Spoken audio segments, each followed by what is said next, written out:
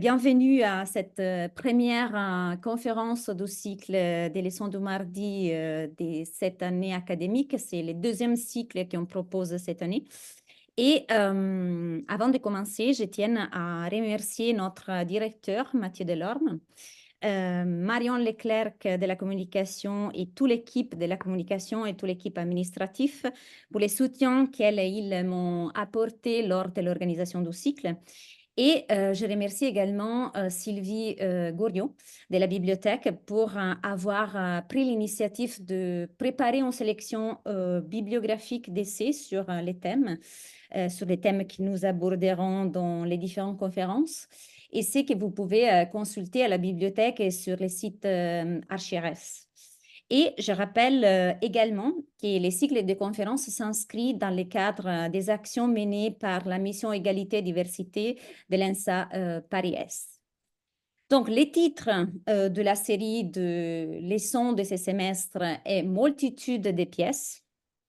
Et les titres Multitude de pièces veut suggérer la nécessité d'arriver à une définition des principes pour les projets d'un habitat où chacune et chacun peut organiser librement son existence sans savoir à s'adapter aux fonctions établies, même dans les convictions de ceux qui étaient les plans libres. La multitude des pièces va au-delà des plans libres. Elle se réfère à un habitat collectif qui vise les partages. Elle indique la nécessité d'un projet qui trouve une nouvelle logique à ce qui était devenu l'impasse du minimum dwelling, de sorte que la contraction des espaces existentiels individuels soit contrebalancée par la générosité des espaces collectifs. Les cycles visent à discuter les concepts et les rôles de la pièce au sein de l'habitat à la suite des développements des phénomènes sociaux et environnementaux dans les contextes européens et occidentaux ainsi que dans d'autres traditions mondiales. À travers les différentes conférences, nous parlerons du changement du rôle de la pièce dans les logements, de certains éléments individuels de la pièce, de la table au lit, éléments qui, si conçus comme des systèmes interconnectés, peuvent mettre en évidence une nouvelle perspective pour la domesticité. Nous parlerons également des espaces collectifs du bâtiment, de la ville ou du territoire, d'appartenance ou d'attachement à certains espaces de conflit. Nous parlerons d'espaces collectifs que nous pouvons considérer comme des biens communs et qui sont de plus en plus importants pour la genèse d'un sentiment de communauté et le développement d'habitats caractérisés par la coexistence des différentes espèces vivantes. Nos invités seront Silvia Federici, que nous avons le plaisir et l'honneur d'accueillir ce soir à inaugurer la série, et puis Rubassali, Kirsten Gers, Sophie Delay, Aristide Antonas, les collectifs d'art, Paolo De Ganello, André Kempe et Roberto Gargiani, Anna Giannetti, Anne Groteviken et Mathilde Cassani.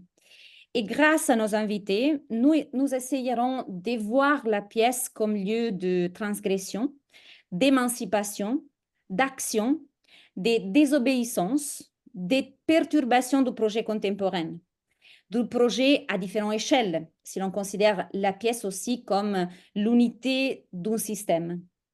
Et cette vision de la pièce nous sera également présentée compte tenu du fait que dans la transition du XXe au XXIe siècle, la famille avec ses relations stables et hétéronormées, fondées sur le travail ménager des femmes, a perdu son statut de modèle pour la définition des stratégies et des configurations des pièces pour la vie domestique dans la société capitaliste occidentale, européenne et américaine.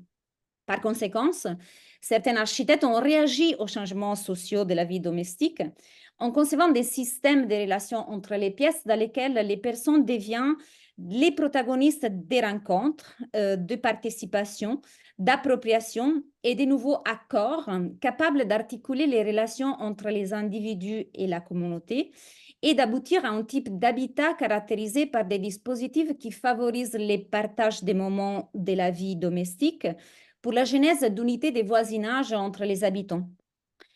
La recherche d'un nouvel habitat qui caractérise les études et les réalisations les plus expérimentales du XXIe siècle était devenu un objectif de l'architecture dite radicale au cours des années 60 et 70, lorsque des révolutions sociales décisives étaient en cours. Et aussi dans les projets du XXIe siècle, nous pouvons apercevoir des changements radicaux, non seulement dans le choix des matériaux de construction et des ressources énergétiques, mais aussi dans les critères d'organisation de l'espace. Une organisation à réinventer pour ne plus obliger personne à vivre selon des types de vie normalisés par des règles ou des aptitudes des projets. Rendre les plans élastiques dans les temps, lui permettre de s'étendre et de se contracter en fonction des besoins vitaux et énergétiques, signifie aujourd'hui se poser la question de la durabilité de l'architecture.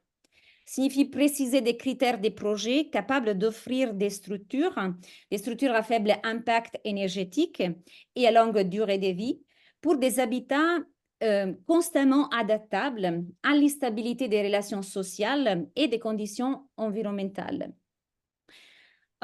Considering the political and the social presuppositions that promoted has to deal with the issue of the room, and the link between the notion of transgression and domesticity that, as mentioned, interest this cycle multitude de pièces, there could be no better start than to give the floor to a great theoretician and activist such as Silvia Federici, who has been working, for example, on the collective reappropriation of the means of social reproduction and of the places in which we live and in which we consume.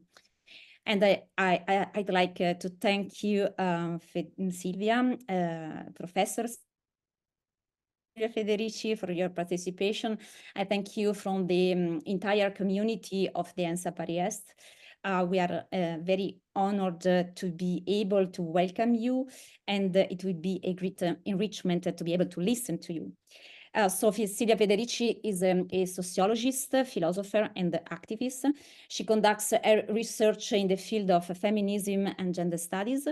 She dealt with reproductive and domestic work and the historical and theoretical framing of the question regarding the peculiarity of contemporary capitalism in Western culture and from a gender perspective.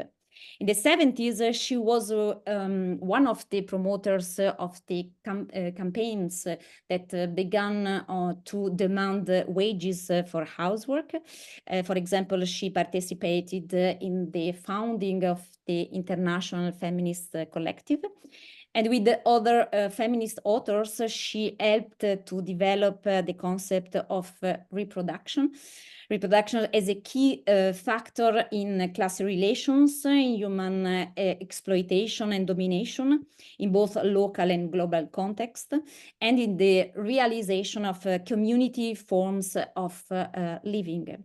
In the 80s, she worked for several years as a teacher at Port Harcourt University in Nigeria, and later she became a professor of political philosophy, women's studies, and international studies at New College of Hofstra University in New York, where she's currently emeritus professor.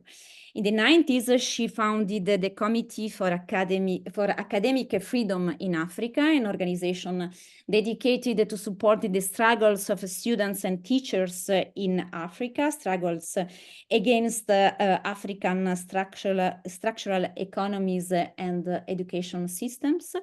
She's also a member of Midnight Notes Collective, and she has worked in a variety of projects with feminist organizations across the world, in Nigeria, Argentina, US, and Europe, for example. Silvia Federici is considered one of the leading feminist theoreticians in women's history, political philosophy, and the history and theory of the commons. She has published several works devoted to these issues, among which I will just mention the following books: Caliban and the Witch, Woman, the Body, and the Primitive Accumulation; Revolution at point zero, housework and reproduction and feminist struggle. Re-enchanting the war, feminism and the politics of the commons. Patriarchy and the wage, notes on Marx, gender and feminism. Today, Silvia Federici offers us a lecture entitled Feminism, Social Reproduction and the Grand Domestic Revolution. So thank you very much again, Silvia, to be with us. As I said, it's a great honor to have the possibility to listen to you. And so I give you the floor for your conference. Thank you very much. Thank you very much. And I was very, interested and excited, hearing the program that you're going to develop in the coming weeks, because it is something that it's extremely urgent. Particularly in countries like United States and across the world, because we are witnessing the destruction and the end of older models. And at the same time, we don't see yet clearly the path. We see the needs, but the path of the new restructuring is still something that it's obscure, but there is really a worldwide struggle, led by feminists in all over the world. And I think what I decided to do today is to look back in history, to look back at the history of the struggle the feminist movements have made, to transform the space of the home, to transform the space of domestic work, and in particular, to break down the isolation in which domestic work has been imposed on women, and starting especially from the last part of the 19th century. In fact, it's not an accident that the first struggles of feminists, against to collectivize housework, to change the space of domestic work, really date to this period. The last 3 decades of the 19th century, because, I'm sorry, I forgot to disconnect the phone. I forgot to disconnect my phone. This is the period in which, in a sense, the contemporary conception of housework is constructed, and leading, particularly, the leading countries are the US, Britain, and it comes, together with major social transformation, which is the integration, if you want, institutionalization of working class struggle, through the union movement, the creation of the family wage, the fact that the massive increase of workers' wages, and contemporary with the expulsion, gradual expulsion of working class women from the places of work, from industry, as well as other places of wage labor. And this is the moment of the creation of the housewife, which is particularly extreme in the middle-class family, but actually slowly, within a space of decades, really is extended to also every part of the working class, every sectors of the working class. And this is the moment, the 1980s, late 70s, 80s, in which we also see the rise of a feminist movement and a feminist literature that in a way is concentrated on the question of housework. And a feminist literature that also begins to express the malaise, the desperation of many women in finding themselves, practically prisoner of the home. And there are some outstanding works, that portray this imprisonment in a very powerful way.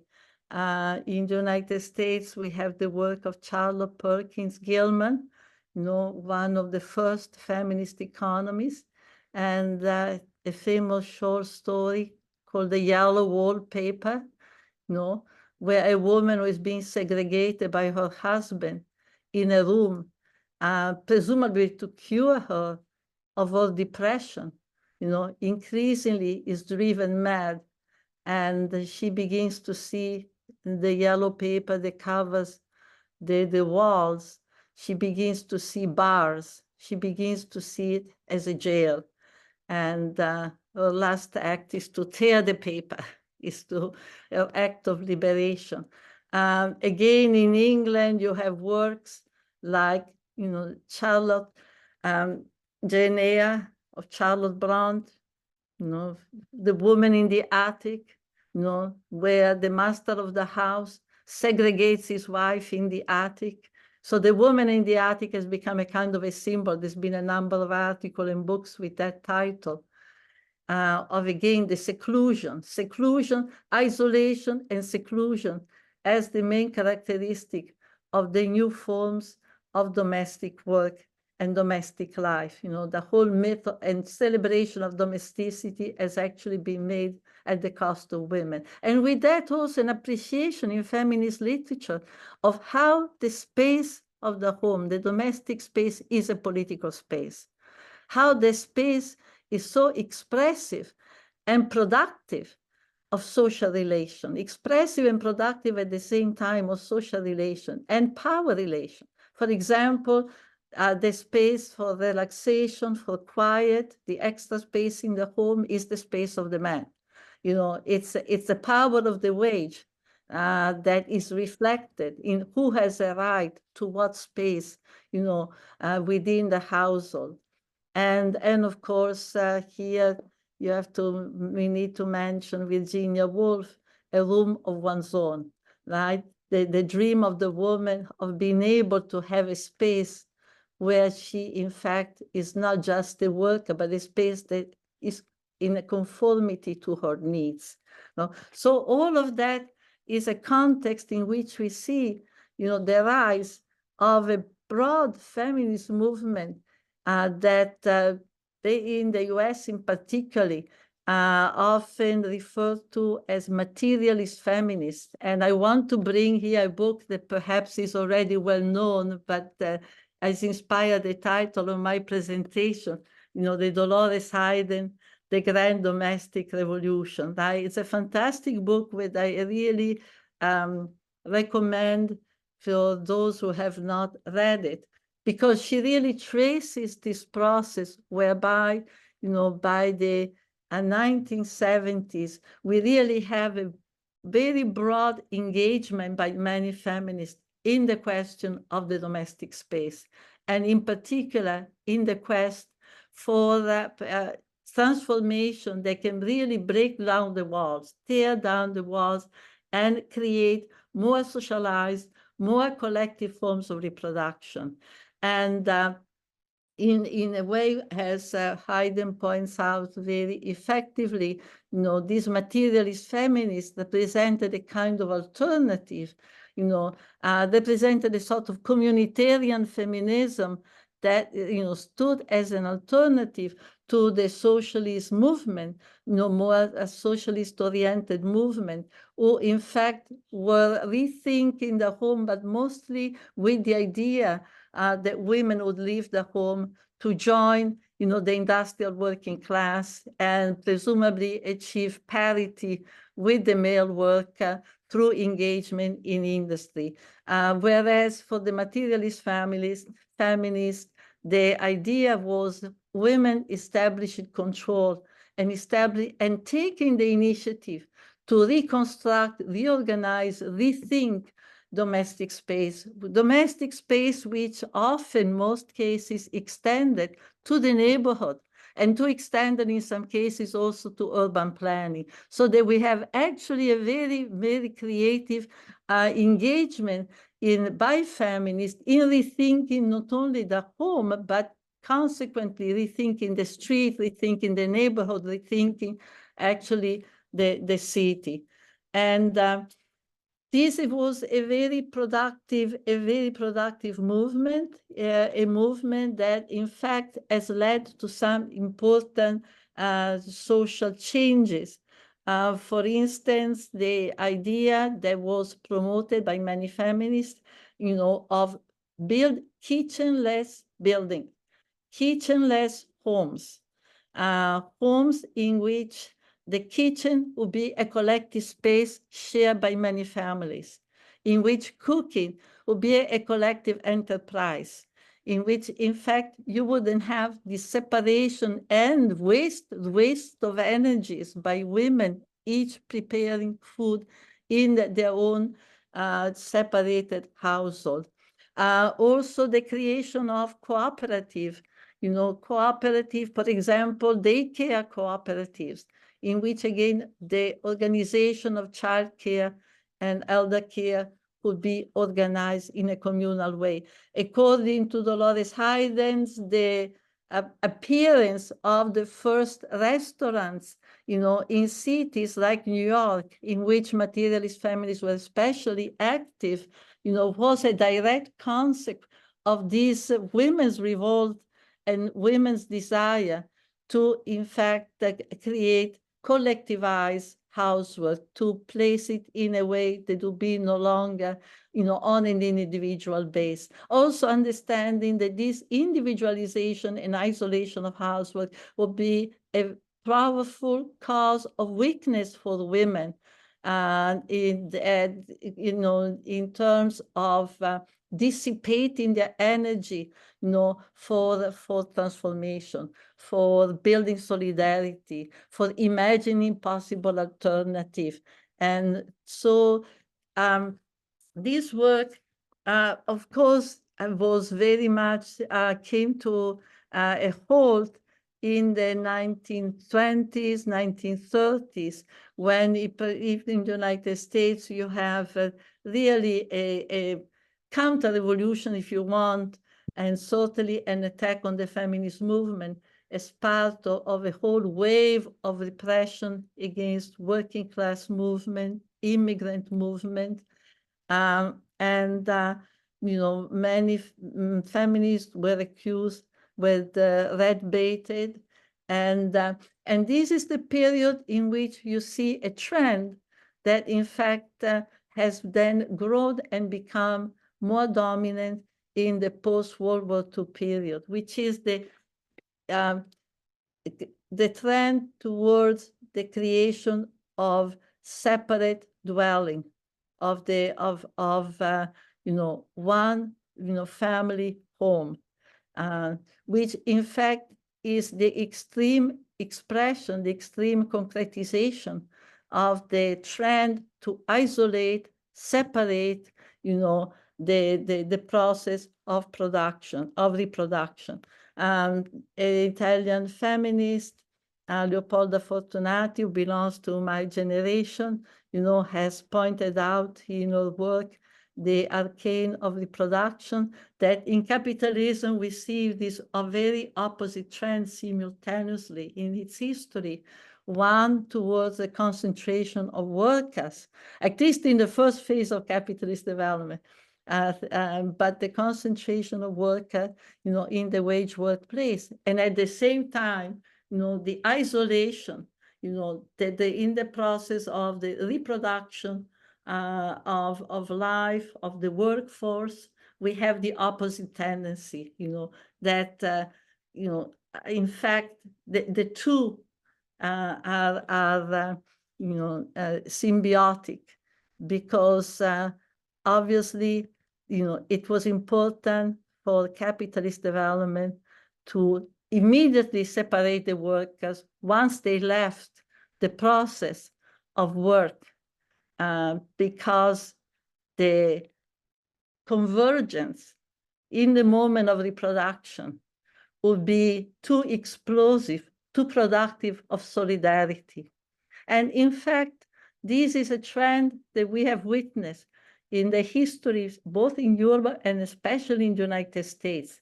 At every moment of great struggle, in every moment in which workers struggle as gone beyond, the limits imposed, by union contracts.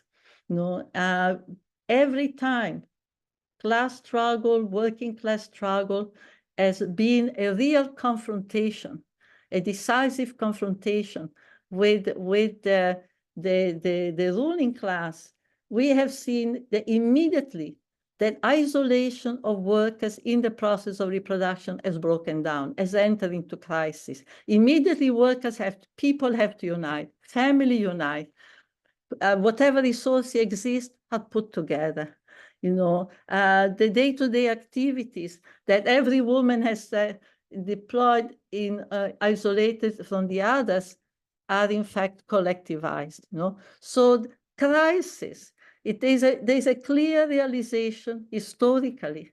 There's clear the realization, demonstrating struggle after struggle, that the breakdown, of the walls that separated the nuclear family from each other is a source of power, is in fact a source of mobilization, and that women have suffered historically tremendously for this seclusion in the home.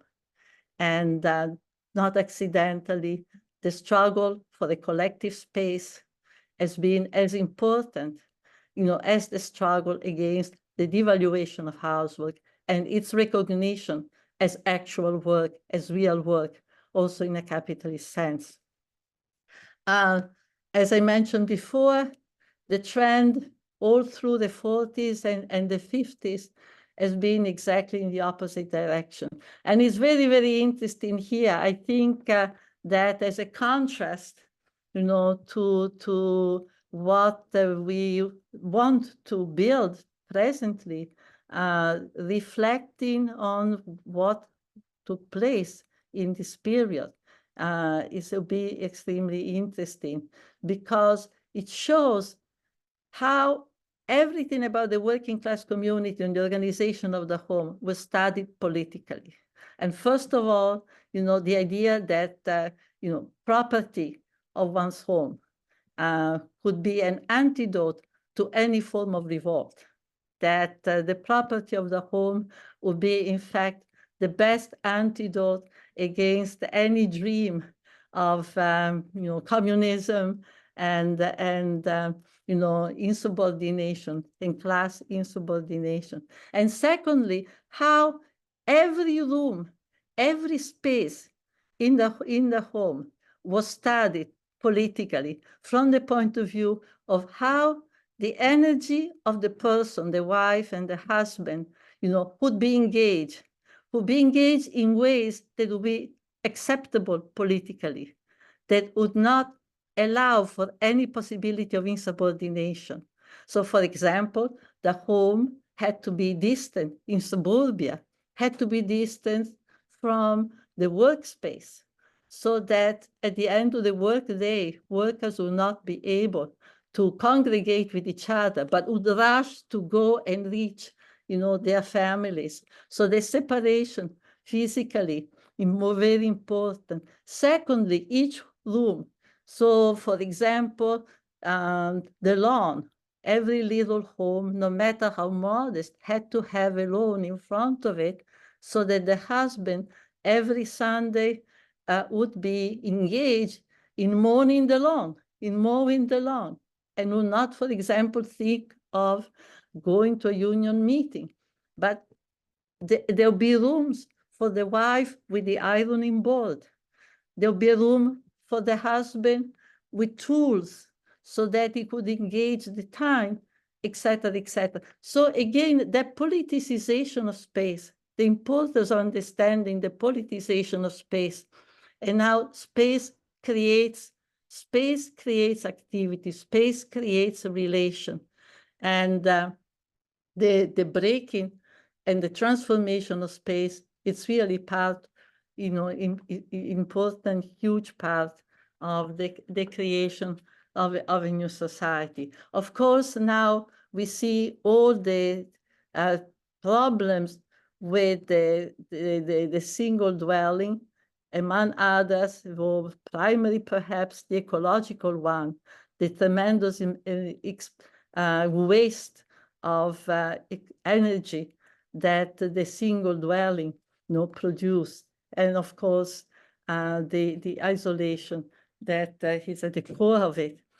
Now, there is now, a movement that is grown and has different form, in different countries, but to actually re-socialize, re-collectivize the domestic space.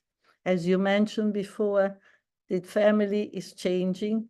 In the United States, only half of women today marry. The nuclear family, mother, father, and child, is less and less the model.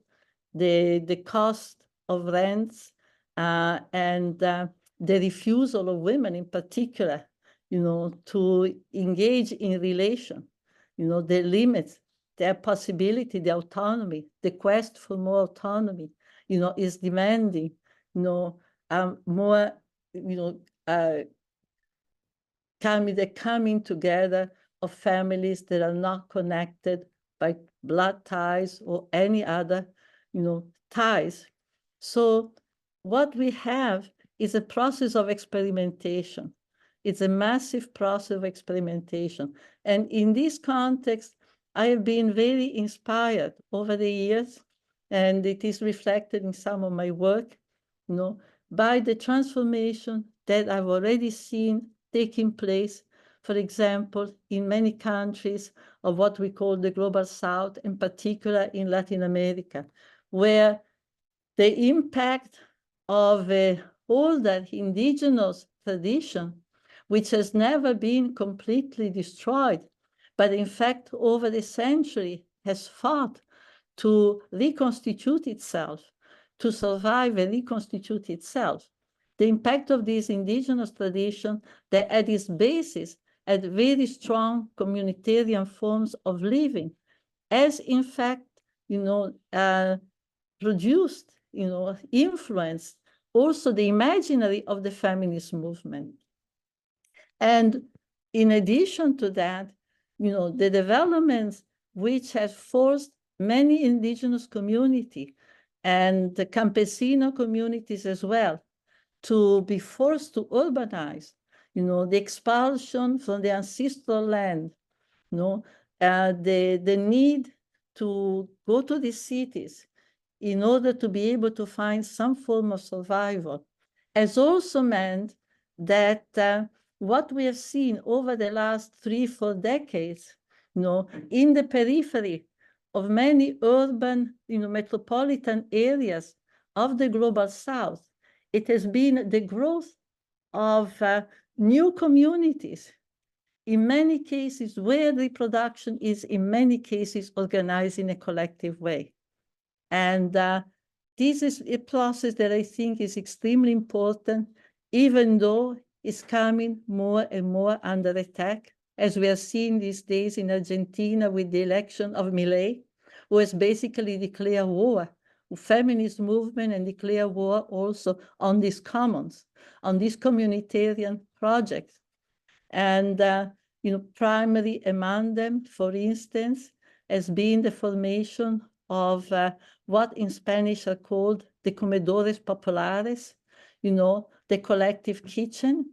And the collective kitchen has been, in a way, almost symbolic, and more than symbolic, a concrete expression, of this move to actually socialize reproduction, socialize housework, collectivize, domestic relation. The comedores populares have played a major role, in fact, in many, many struggles, in Latin America.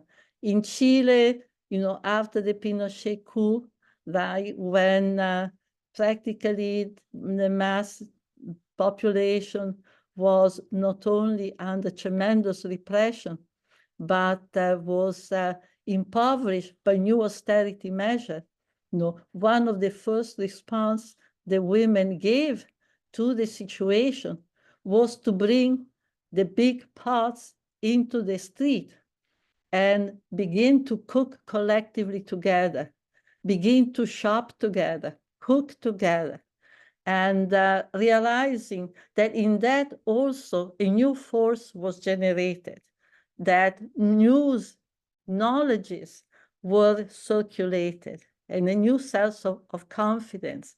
In fact, the formation of the Comedores Populares in Chile, to the formation of the Comedores Populares, today many are dating back the beginning of resistance, to the Pinochet regime, to the regime that was instituted after the Pinochet coup. Similarly, in 2002, in Argentina, the Piqueteras movement, women again, bringing the path to the street. These were moments of extreme cohesion, but they also have generated a whole structure in the communities of collective kitchens. The idea of collective cooking today, it's a reality. Thousands and thousands and thousands of meals, in the urban periphery of many Latin American towns are actually produced collectively. And that collectivity is not only a reduction of the time and the resources needed, to produce a meal, but it's also a complete change of social relation among women. It's also productive of whole solidarity, productive of the circulation of knowledges, and not surprisingly, today, there is a struggle to be able to maintain them.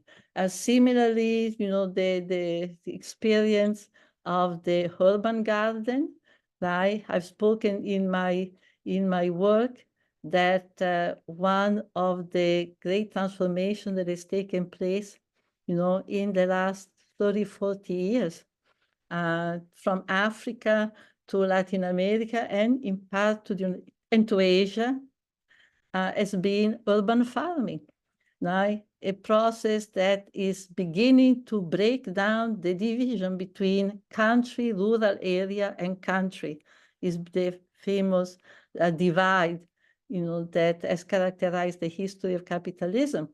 And this divide is beginning now to break down because, again, those who are expelled from the rural areas are now appropriating land, and that appropriation is accompanied by a collective work. So that the urban garden is a moment of collective work, is a moment of sociality, and is again a moment of, communication and circulation of knowledges, circulation of culture. And so I think the example can be multiplied. It's interesting in the United States now and in Latin America, many efforts to create communitarian forms of healthcare, not to depend on the state. And so here again, can also see different trends, within feminist movements. And one trend that in a way has concentrated over the years on the need to enter male-dominated occupations and concentrated less on what happens in the domestic sphere, less what happened on domestic work, in the home, in the community, and more with what happens in what is recognized as a workplace. And another trend that has been strong, especially in the global South, but is having also an impact on the imagining and the experience and the organizing, also in the metropolitan areas of the North, which in fact is seeing the need to restructure the day-to-day reproduction of life, beginning with restructuring the home, the domestic space, the relation that come with it, as really fundamental, and in a way, as a condition for any other kind of transformation, as in a way the ground upon which other transformation then become possible, because it is the matter of reconnecting, creating a new social fabric, and reimagining not only the home, but reimagining the space. What happens? The street has become only a place for circulation of commodities.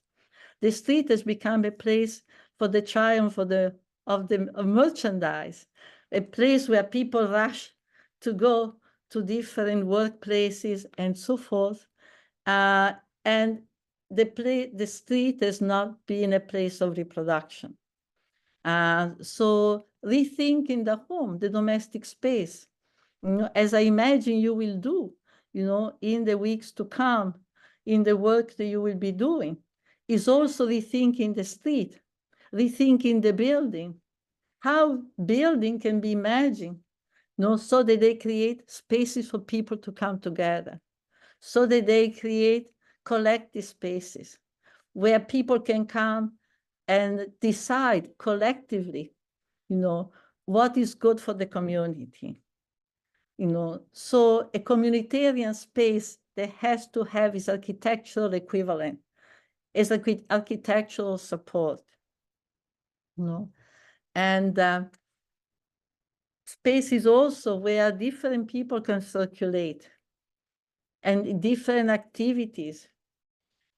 I know there are many experiments already in Europe. I visited a number in Switzerland.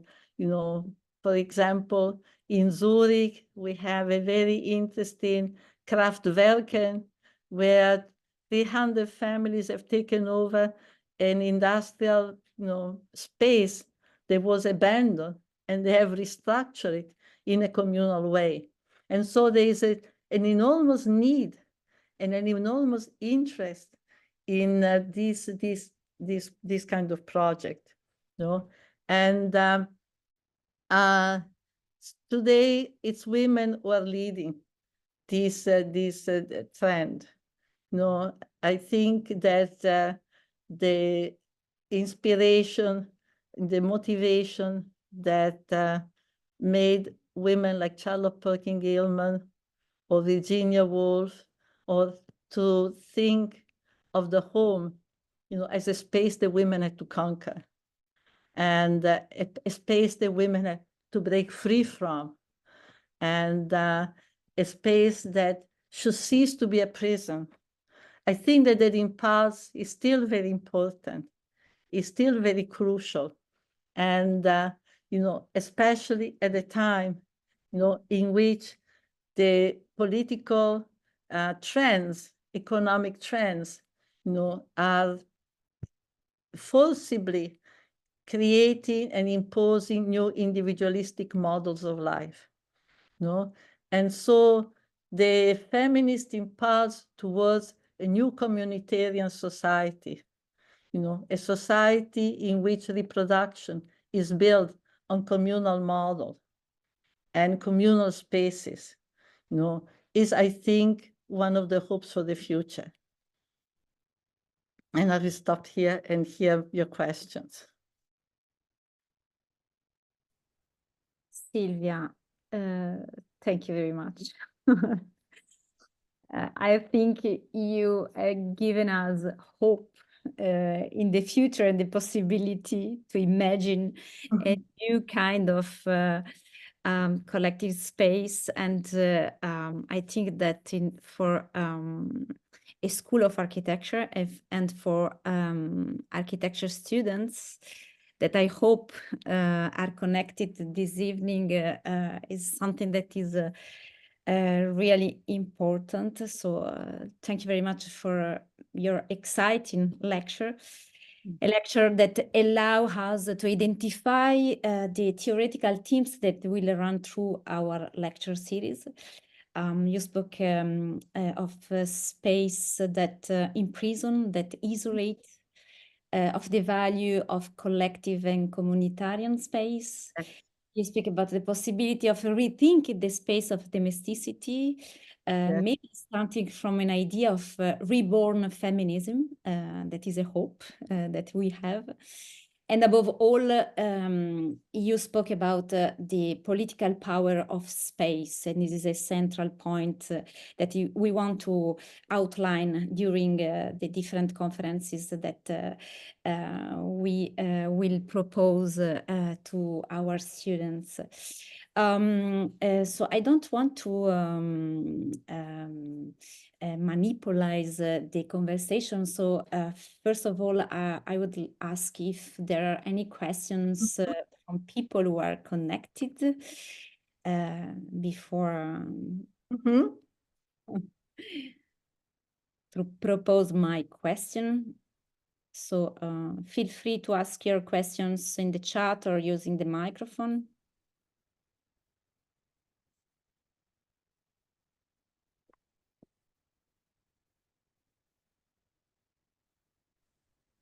Maybe I can break the ice. Yes, Oh, Yannick. You can introduce you, Yannick, if you want. Okay, yeah. I'm Yannick Pralevis. I'm a PhD student at the University of Bologna, working on the system of greenery, public greenery within the city of Bologna. And let me start by thanking you, Professor Federici, for this enlightening talk. And I would like to ask a question regarding the transformation of the domestic space from the pre-industrial era to the post-industrial revolution. And I was wondering if back when the space of work corresponded to the domestic space, for example, in the so-called botteghe in Italy, this kind of building which hosted at the ground floor the space of work, and on the first floor the domestic space, women were less segregated than in the era of the industrial production. And another question which is related to the previous one is, do you think home working could modify the idea of domestic space nowadays? Ooh.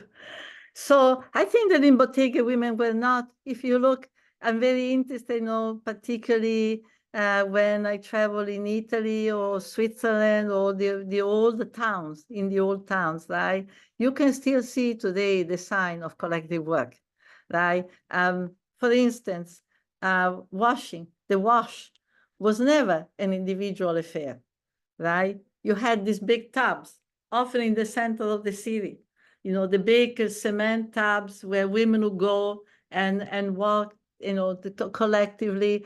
And I remember even as I grew up, when I was in the countryside in Italy during World War II, we had left the city because it was always bombarded.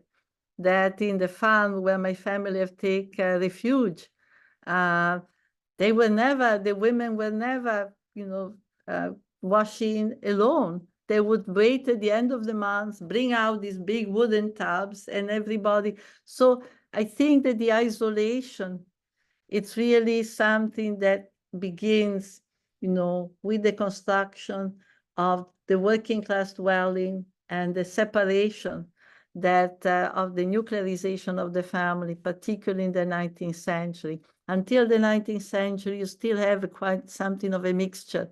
But then this is the time of the full-time housewife. Even though in the poorer areas of working class life, often the wife may have a job outside the home or some particular work in the community. But nevertheless, this is the moment when you have the isolation of the housewife and the separation from other women. And that's where also the notion of privacy and the fear of talking and etc. So, yeah, I think that the Bottega, there was those activities, they were domestic, many of them, in fact, expanded beyond the Bottega, yeah.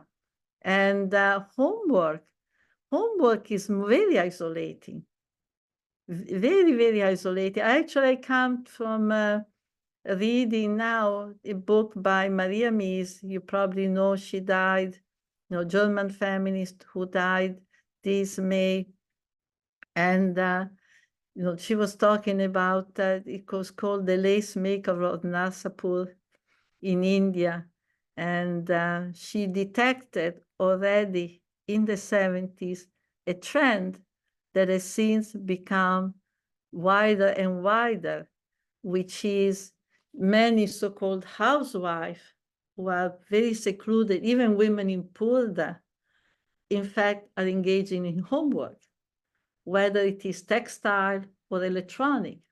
So homework, you know, has in fact expanded.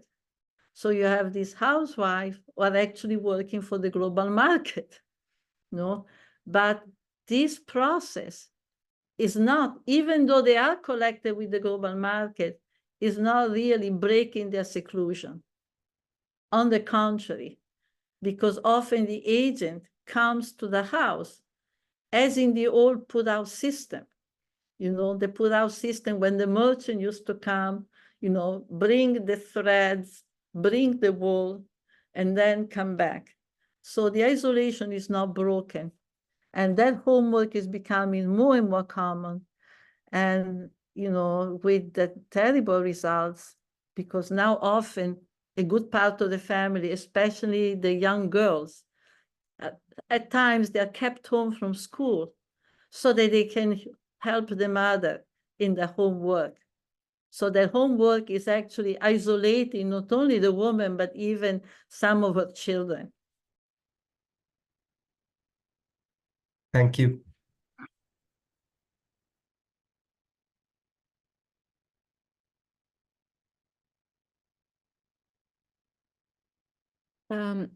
Maybe I have a question to stay in the historical dimension. For example, as historical models, what do you think of experiences such as a Falasterio or American hotels? So what do you think about this kind of big buildings that can also correspond to the ecology that you mentioned by associating feminist movement with ecology? Yes, I think that they were very imaginative and very interesting. The only problem is that the big building today, you know, they represent, yes, the question is that none of those buildings is self-sufficient. And so I think the question is how to think, right, of broader units that, and how they connect with each other. You know, if in fact the idea of a world built on communitarian relation is a world without the state, right? Is a world where the state dissipates, vanishes. Then the question is, how do we connect, you know, these different realities? You know, some sort of, you know, people have been looking at indigenous communities in the United States or in Latin America, in the South, prior to the arrival of the Europeans, and noticing that there was a very, very great interchanges, even though the communities, you know, were not self-sufficient in themselves, but nevertheless, they were, you know, the center of many exchanges. And so this kind of model, you know, a sort of federation of community, allowing for forms of direct democracy, you know, or increased democracy, democratic participation, so that people can actually decide on the matters that are most important to their life, right? And at the same time, you know, not being isolated in small units, but have the benefit of interchanges with other communities, you know, so that that model of pre-Columbian society, you know, that obviously, you know, in a very different context, can probably give us a better sense of, you know, the richness that can still be attained, and even more, with the abolition of the state, and with the community that are built from below, and communities that are capable of autonomy, of autonomous decision, and nevertheless can have exchanges with each other. So the big building, to me, makes what is missing are the connection with the rest of the world. I rather see a network of buildings, a network of realities. And this in my imaginary, there is a writer in Switzerland who identifies himself as PM, who has written a book called Bolo Bolo many years ago. And it's a very interesting, imaginative characterization of what would be a utopian society. With great precision, he even outlines, how much private property individuals should be able to have or allowed to have. But he has this conception of worlds that are intercommunicating, of a world of communities that are both connected and autonomous, that are both small enough to allow for self-determination, and at the same time have built connection with others, so that it's not a world of isolation, it's a world of circulation, right? But with no entity being so vast, so complicated, that its members lose completely control on what is most determinant for their lives. Hello, I have a question. Also, my name is Kim Courage. I'm an architect and I have an office called Plan Commun. Thank you so much, Silvia, for this wonderful presentation. And you were talking about how the property of one's home is like the antidote to collective action or thought or thinking. And so would you say that, what do you think of the emancipatory power of collective property? And thinking, you are talking also about cooperative in Switzerland, but also the, which can be seen somehow in like a replacement of social housing where there is no. And but now we can see it as an alternative to private property, maybe, and how this has an emancipatory property in this sense.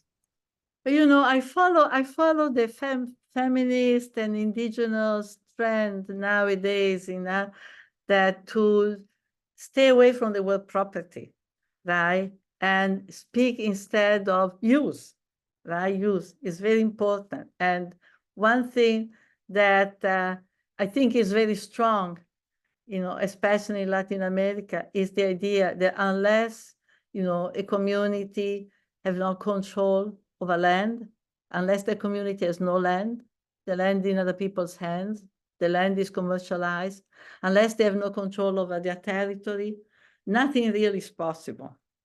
So the basis of communal solidarity, communal reproduction, autonomy, it really begins with the land. In that sense, places that struggle for the land is perhaps the most important.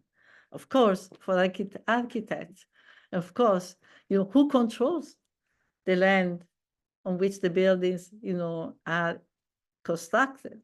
Who controls the land where the children are playing, who control the land where we want to make a garden, etc. So the land and the territory. Property, is that collective property? Property it's more and more seen as a word to avoid, but rather use, right? For instance, and it's not just a matter of semantic. Again, the example of indigenous people, in the United States.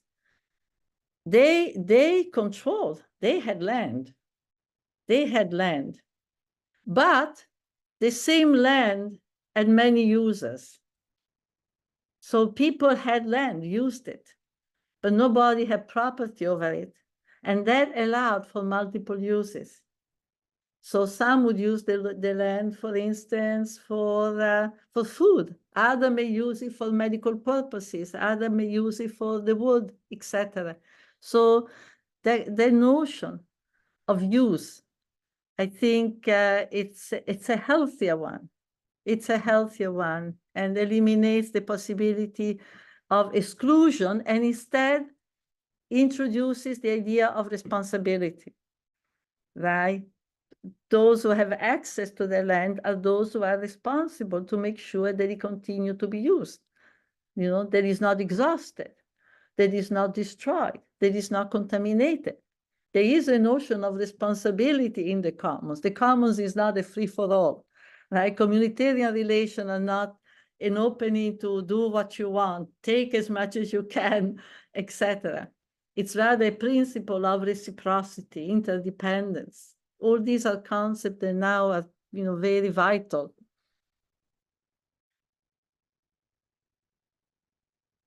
Thank you. We have a question. Oh yeah, okay. Just maybe it's very naive and maybe it's not in the concept of what you talked about, but it's something that I've been just as a feminist and a woman, I haven't been able to wrap my head around it. It's that you had this like work that was done by all the housewife, and then the modernists. I mean, there are a lot of projects where they assume that, okay, now the women will go out in the workforce. So who will do this work? So we will build housing with like a kindergarten in the ground floor. There are many examples in Sweden, for example, and there will be like kitchen, which will send the food up in elevators. And there was this like idea and kind of an agreement that when the women leaves the home, somebody has to do this work. So we will have people doing it.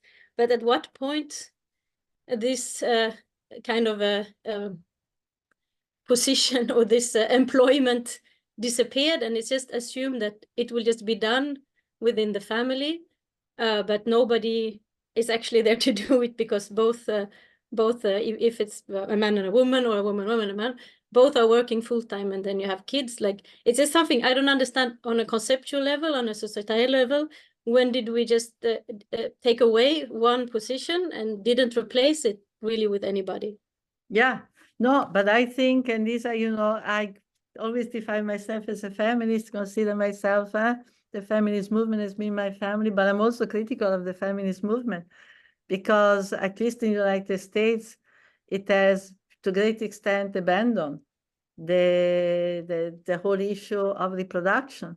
And actually, the issue of reproduction, care work, domestic work has come back, thanks to the struggle of immigrant women, for instance, domestic workers, women coming from the Philippines, from Africa, who have come to do domestic work, replacing women who now have a job outside the home, right? And they are the ones who have placed the issue of housework on the agenda. They are the ones who have re-injected the struggle over care work, domestic work in the feminist movement. So if now today there is that discussion, that care work has become a big word, it's thanks not to actually the main road of feminism that has really struggled more and more to break into the male-dominated jobs. And I don't want to be critical of that. On the other hand, I think we have to really also be critical and have a very critical view of the whole project of industrialization. What is industry? What are these jobs? What are really is the benefit? What is that is being produced? and what is that is being destroyed through this work.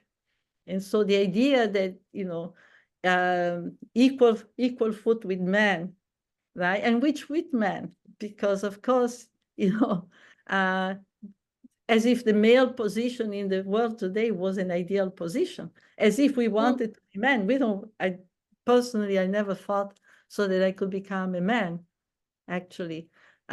So I think that model you're describing is now one that we can take as part of a transformative practice. It is really the question of reinvestment of a whole community. Clearly some division of labor exists, but the whole investment, a whole community in the care of other people and in the sharing of their work, which is also very important, because it's work that, if it's concentrated in a very limited number of people, it becomes really terrible, destructive. Today, there are many, many women who are prisoners of the home, with the burden of all the housework, and maybe a child who is not, has a chronic disease, or elder parents, etc. And so that kind of situation is a terrible situation. I don't know, we speak of why more women do not join the movements. Well, because they are consumed, their life is consumed in the home, and education with homework on top of it, in order to have some money of their own. So I think we really have to rethink the question of reproduction in a broad way, and not in a way that concerns only some people, the domestic workers. Thank you. We have one more question from the chat. Oh, okay. Okay. No. So I'll let you the floor, Chiara. No problem. So thank you so much, Professor Federici. I was thinking, we have seen how in the past there have been alternatives of urban models, and also of domestic space design, as in Dolores Hayden's book about socialist communes. However, very often these spaces and these experiences have failed. Many of these times because of I don't know how to say, like a friction with the outside world that does not share this search for new ways of living together. And I was wondering, how can we try to overcome this failure again in a society that tends more and more to refuse the collectivization of goods? Yeah, I think that when we speak today of construction of commons, it's a struggle that has many levels. It's a struggle that has to be fought on many levels, because I think that often the failure of those communes is that they were isolated from the broader other struggles in the society. And so the idea that you can actually create, as more perfect forms of reproduction in an isolated, even communal, but isolated from the rest, it's impossible. And so obviously, without a broader social transformation in the main trends, in terms of property relation, in terms of ecology, in terms of the end of the exploitation of labor, unless, in my view, unless we put an end to capitalist development, to capitalism. Capitalism is destroying the world today with these wars, with these, destructive ecological practices. So these experiments, and efforts to recreate a communal texture cannot be separated from the broader struggle to create a different society. I think this was the limit of the older utopian, attempts. The two have to go hand in hand. In fact, now I see that actually the creation of a collective forms of reproduction is a condition for the possibility of broader struggle. It's really the material foundation, the material social political foundation for the possibility of a broader struggle. People who join in a broader struggle as a separate individual, as an atomized individual, and not part of strong collective that are in fact enmeshed into each other's lives, do not have the power of change. Thank you. Yeah. Yeah. Yeah. Now I understand, learning more and more in these days, it's so horrible about Palestine. We understand that, the possibility that people have had to survive in the refugee camps for many years, despite the very, very brutal forms of exploitation and colonialism that Israel is imposed on them, is because of the strong solidarity and communal spirit. That this is what has enabled, in fact, life in the refugee camps, with all its limits and all its horrors, to prevail until the present. And so this, I think, is very important, to not think of, like the one building. Yeah. Yes. Yeah, I was thinking as an architect, so I was thinking how our way of acting can have an impact if the society and political capitalistic system is not teared down. I don't know. Yeah, it does. It does. Yeah, I think it does, because I think that, for instance, today, if you look into, many countries in the South, in Mexico, in Guatemala, for instance, people have been able to resist. I think of how ferocious has been the war that the state, national and international, has waged on the indigenous population of Guatemala. And yet, they have been able not only to survive massacres, expropriation, and yet also today to create new forms of autonomy. And this is because there has been this really insistence of not renouncing these collective forms of life. There are some feminists they have written beautiful books, essays on this theme.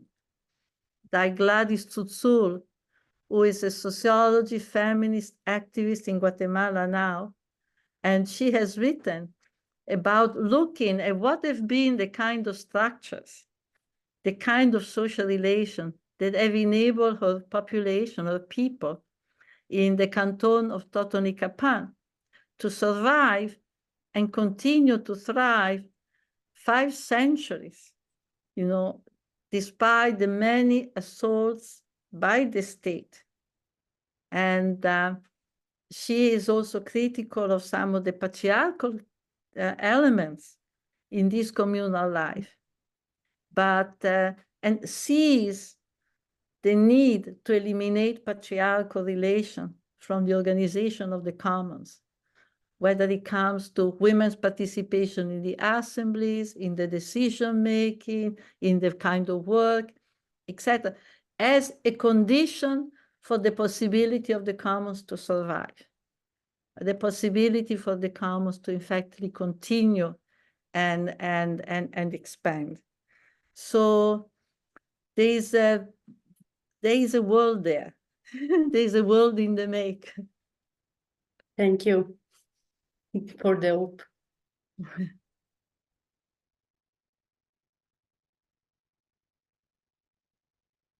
So as I was saying, we have one more question from the chat. Silvia Grovatz, who is a researcher in the history of architecture and an architect as well.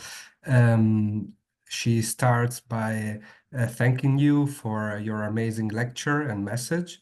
And she would like to hear your vision on the role of technology in domestic space in terms of isolation and disciplining workers and women especially. And she asked, do you see it as an extra controlling factor, the blurring of the boundaries between domestic and working space, or can it create a cyberspace of connection and an opportunity for social resistance? Okay, only 1 second. I have to interrupt because only 1 second. You're going to stay there, right? You're not going to get up, right? Okay. Sorry. I'm doing some care work at the same time. So I need to. Yeah, technology. I think technology, I'm not against technology, but I think that most of the technology that we have seen, introduced in the home have often been not helpful in the reduction of housework and the facilitation, in fact, in many cases have had women basically, increase their work. There's been a number of studies by feminists which have shown that the washing machine has in fact increased the amount of work that women do rather than reducing it. Because before, women did the wash once a month. With the introduction of the washing machine, they now do it once a week. And then the separation of the colors, the separation, et cetera, the dishwasher. We now have homes where the space is practically nil. The kitchen does not exist. It's only one person can be there, which means that the person who does the housework is isolated, is alone. And nevertheless, in miniature, you have dishwasher, washing machine, and micro oven, everything in miniature, right?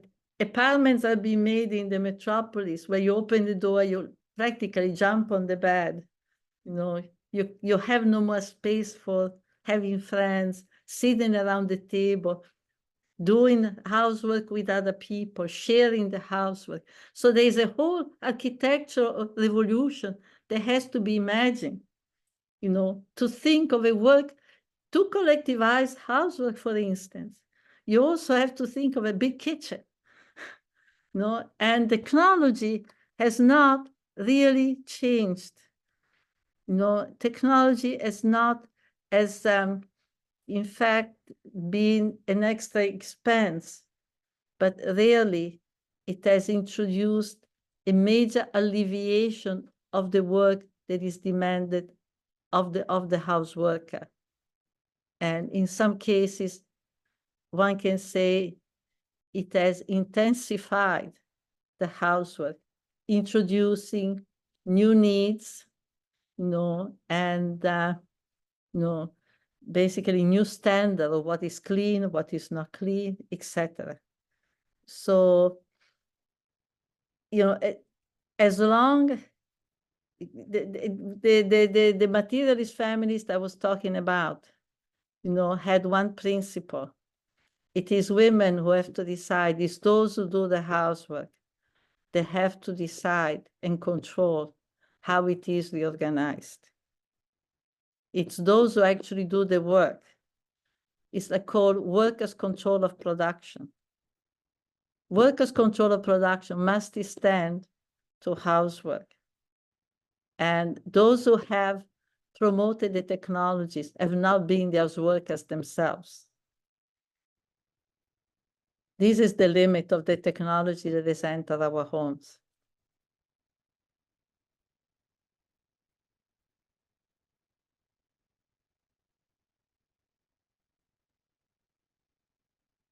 Thank you very much, Silvia. Maybe I have a last question and a curiosity. Sure. So the last question is linked to the question of alternative living or alternative habitat. To arrive at alternative living or habitat, is there a need to conceive a space with specific characteristics? Or, in your opinion, is the people who group together and became a collective force capable of transform any idea of living or habitat? Yeah. No, of course, it's the people. It is the people, but the space is important. Yeah. It's the people, but of course, it's the relationship, but then the space itself, then it is very important because people who are forced, to not being able to have, living in a very constricting space, then that generates, perverse dynamics, So this is where the question of what is that we are fighting for, it's very important.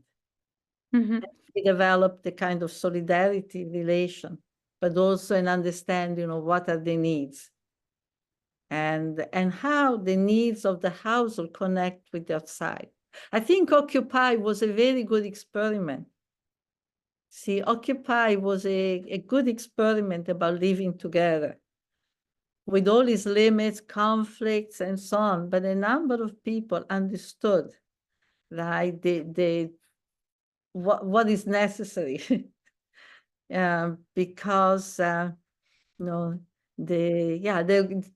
work the space had to be organized. It's there to imagine there was this collective housework, cleaning, the provisioning of food, and organizing assemblies, sleeping arrangements. All of a sudden, this was a massive education or the experimentation. And I think was a very interesting moment. Yeah. And about you, the concept of politicization of space that you mentioned can take the form of open space without divisions. Yeah. Oh my God, yes. Yeah. Yes. Oh my God, yes. Actually, space is all political. It's like a social relation. It's very, very political because we see each space has prescribed possibility and impossibilities. And once we become aware of that, then this is part of the process of creating a new urban environment. It's also deciphering what is the environment that is there. What are the prescribed norms that are built into the organization of a street, of a square, of a parking lot, of certain signals or lack of signals, right? That there's a whole politics that has to be deciphered so that we don't become captured by it. Yeah, and so the architect can, as a medium, that helps people to imagine a different space, but with people. With movements, yes. That's where an architect movement has to, in a sense, root itself, find its root in social movements, yeah. And then I have my curiosity. It's really curiosity. Have you ever imagined a sort of housing for a type of living that is not traditional? Oh my God, I'm dreaming it every day. I'm dreaming it every day. Yes, I live now in an apartment, small, with my partner who has Parkinson, and it's been a very, very, very learning experience and trying experience, and even though we have a broad political family around us, but especially in a town like New York, with all the distances, the immense distances that exist, it's very difficult to not to not have a lot of work every day on my shoulders. And so I'm always dreaming now of breaking down these walls and a big house where, you know, the work of caring for those who are not self-sufficient can be shared by many.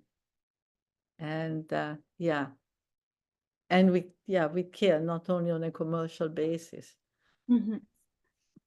Thank you very much, Silvia. I believe we can continue talking to you all day or all evening in our case, but we don't want to take up too much of your time. Very good. I'm very happy to do this. I'm very, very happy because for me, it's also learning. Yeah. No, but really, thank you very much.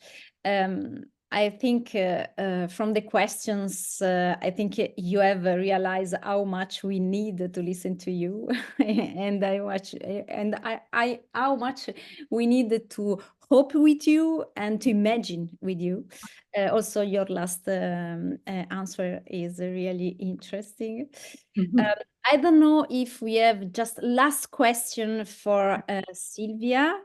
Otherwise, we can finish our evening or day, our conference, our day about the question of political space. And it'll be very interesting to hear, you know, the work you do. Yeah, because your program is very exciting. Thank you very much, really. And I hope we have the possibility to speak a little bit about again, sure. Also future project, because for me, it's also a beginning of a future project that I like to develop about this kind of topic. So, and for that, really listen to you and have your help is amazing. Oh, thank you so much. Thank you very much. See. So maybe in the future, if I can, I will disturb you. Absolutely, absolutely. And I hope e spero di vederti in presenza. Sì, sì, naturalmente. And all the best for the project. And all the best. I studied in Bologna. Really? Yeah, I studied my first, in the 60s. I was living in Parma, so I was commuting to Bologna every day. Yes. Yeah. I came to the US. And we met together in Bologna in a We fantastic... met in Bologna, exactly, esattamente, sì. So fantastic meeting and fantastic place to eat. Exactly. So last question for Silvia.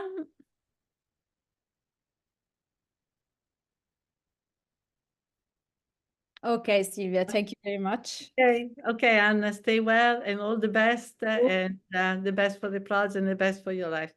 Thank you very much for you too. And I'm so sorry, but I will write to you very, very soon. Et en français, je termine simplement avec un petit rappel pour la conférence de la prochaine semaine. Donc, on aura notre deuxième conférence du cycle qui sera faite par Rubassali, anthropologue et enseignante à l'Université de Bologne. On a cité Silvia à l'Université de Bologne. Et en fait, la conférence sera en anglais et le titre est Unhoming and Rehoming in Palestinian Refugee Camps. Very important. Yes, they are a very good example. They've been historically a good example of the kind of commoning that allows to survive even in the most dire, terrible condition that, you know, prevail even before this massacre. Yeah. And very actual, unfortunately. So thank you again. Thank you. Bye. Bye. Have a good day. See you soon and thanks a lot. See. Et merci beaucoup à toutes les personnes qui ont participé à la journée. Merci beaucoup pour les questions. C'était un très grand plaisir de partager ce moment avec vous. Merci encore et on se voit la semaine prochaine. La semaine prochaine, la conférence sera à 13h en présentiel à l'école, mais aussi par Zoom pour ceux et celles qui ne peuvent pas participer physiquement. Merci encore. Au revoir. Thank you very much. Thank you, Silvia. Thank you. Bye bye. Thanks.